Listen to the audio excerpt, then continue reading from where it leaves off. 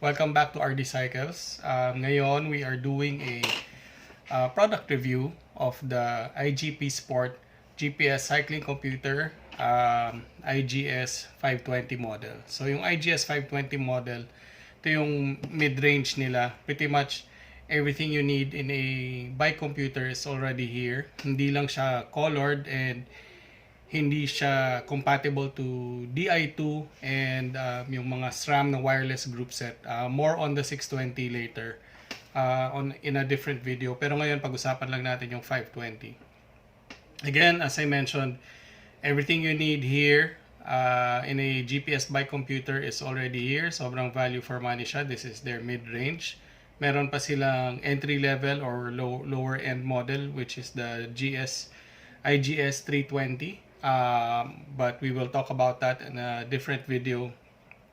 So before we get into it, I just wanted to let you know also na sa RD Cycles meron tayong ongoing special offer ngayon. Meron tayong IGP Sport IGS520 na bundle. So para hindi kayo magkaroon ng information overload, ilalagay ko lahat sa description section mamaya.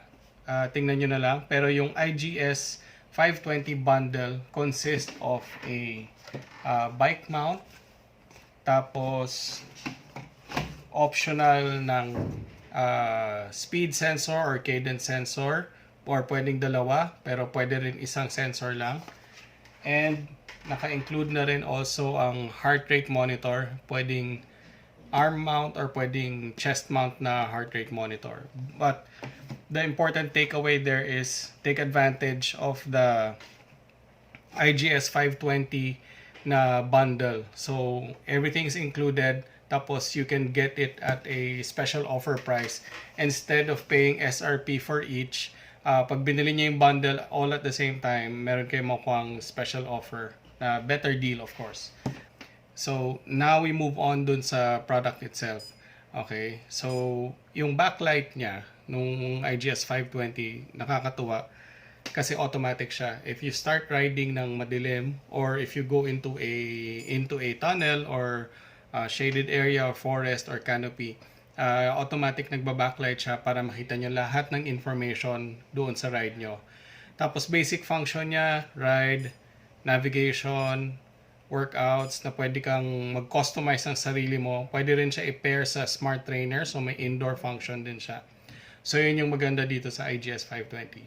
I have not tried the indoor or bike trainer feature, but yung ibang customers have. That's why this is the most popular model that we have. As of making this video, actually sold out na siya, yung 520. Pero RD Cycles is already in the process of ordering and bringing in more stocks ng 520.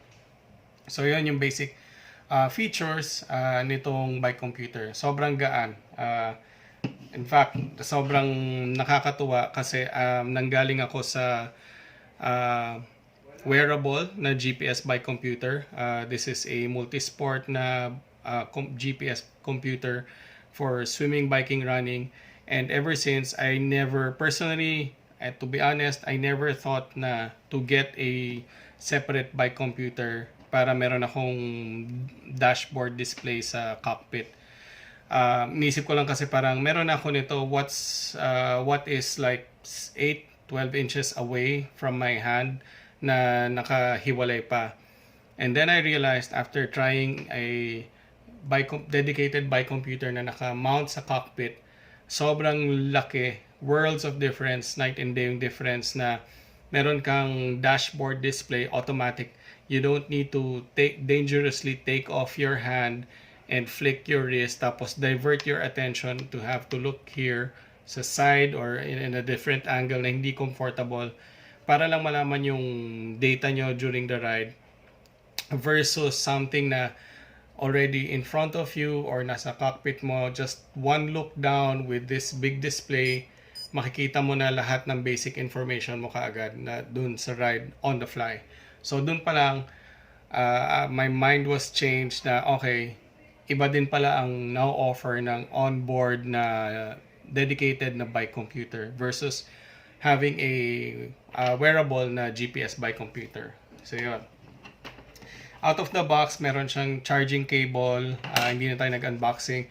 Meron kang charging cable, may manual. Tapos meron kang mount na pwede sa stem or sa handlebar kung mountain bike ka, or stem kung naka-road bike ka, or pwede rin sa handlebar kung if that's your preference. Tapos meron kang dalawang durable na silicone band.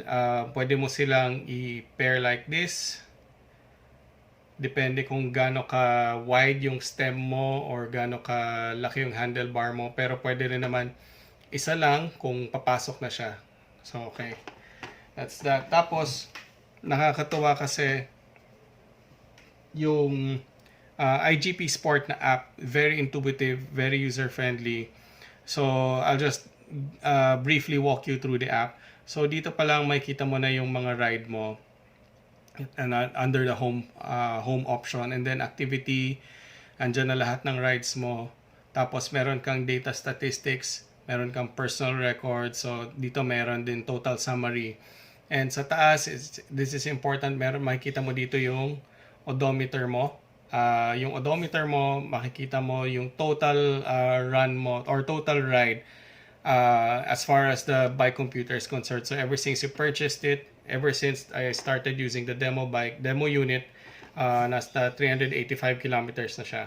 Okay, next is the device function. So under the device function, dito mamomodify mo na yung bike computer. Okay, so ito na-appreciate ko yung app ng IGP Sport kasi hindi mo na kailangan kalikutin ito or click hundreds of times just to modify or customize yung mga display. So, data management, andyan lahat yung rides mo.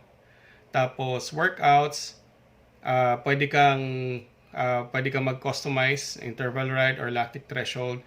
Tapos, i-send mo lang yun sa phone pag na-modify mo na. Pwede ka rin mag-customize. Pwede ka rin mag-training peaks. Tapos, kung meron kang account sa Training Peaks, so kung may coaching program ka sa Training Peaks, pwede mo i-download straight to the computer. Tapos, yun ay susundin mo na workout when you bike. So, yan yung page settings. Pwede mo i-modify. Tapos, balik. Yung routes, pero routes yung pag-pronounce. Hindi ko pa nagamit yung map. Personally, I often use Waze, and tapos all the time naman when I ride, I use a bone conduction headphone. So, mas doon ako nagre-rely for maps and navigation. Pero, as far as biking is concerned, 99% of the time, alam ko yung pupuntahan ko. So, never ko naman kinailangan mag-rely sa maps or navigation sa bike computer. Siguro when I'm in the province or in a different country and I have the bike computer, I will have a chance to use it siguro. Okay, next, notifications. Hindi ko siya in-enable kasi personal preference ko yan sa settings. Ayokong ma-disturb na habang nagra-ride, bigla na lang may mga notification dito. So, hindi ko siya in-enable. Pero, you can enable it if you're expecting an important message, important email, or important call from someone. Okay. Tracking. Ito nakakaaliw. Meron kang tracking dito.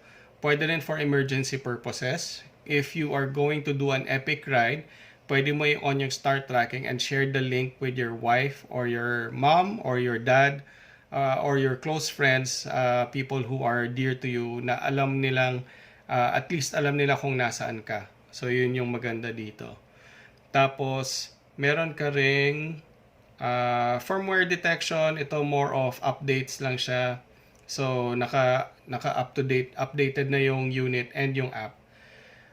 Sensors, yun. Kung meron kang mga, yun nga, if you took advantage of the bundles, pwede ka na makabili ng sensor at a very affordable price or more competitive price. Yun, right away pwede mo na i-pair yung mga sensor mo. Cycling computer configuration, ito, pwede mo lang i-modify yung mga gusto mong warnings or alerts doon sa sarili mong preference doon sa bike computer.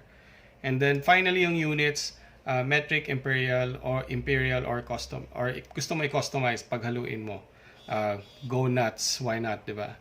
Tapos next is of course yung profile mo. Yon, pwede mo na lang i-configure yung profile mo. And yung Link to other apps, of course. Important. Important for most riders. Not for me, pero I know some people, a lot of people actually, na if it's not on Strava, it did not happen. So yun, wala akong Strava, ayoko nagsa-Strava. Masaya na ako sa IGP Sport, and for my own personal tracking, yun, I just keep it within the app. Or Training Peaks, kung gusto mo rin i-share doon yung progress mo sa cycling. Yun. Yun lang basically yung gusto ko lang i-walk through sa inyo, na ang galing nitong IGS 520. So it's isi-send ko na lang yung, isusulat ko na lang yung SRP sa description area below, pero definitely this is less than half of yung mga more popular na GPS bike computers ngayon in the market. So for less than half the price of a popular GPS bike computer, meron ka ng GPS, meron ka ng tracking, tapos meron ka pang live tracking. Actually, yun yung isang safety feature na maganda na pwede mo i-share with your loved ones or with... check out IGP Sport today at RD Cycles and inquire about their bundles para sulit na rin yung punta nyo and sulit yung pag-purchase nyo ng IGP Sport GPS cycling computer. So yun. Thank you for watching and thank you for staying until the end. Please do like, share, and subscribe if you want to help out the channel, or visit our online stores. We have a Shopee link and we have our own website. Tapos our Facebook page in RD Cycles is very responsive. We have a very diligent sales team responding to inquiries or yung mga online transaction. So yes, yun. We also do online transaction. Pwede nyo ito makuha lahat without leaving the comfort of your home and deliver it to your doorstep. And speaking of delivery, for the month of March, meron tayong special March promo na free delivery basta within Metro Manila for 2,000 pesos and up. So yun, free delivery. Makukuha nyo na to straight to your doorstep right away. Alright? So again, thank you for staying until the end of the video. Help out the channel. Do like, share, and subscribe.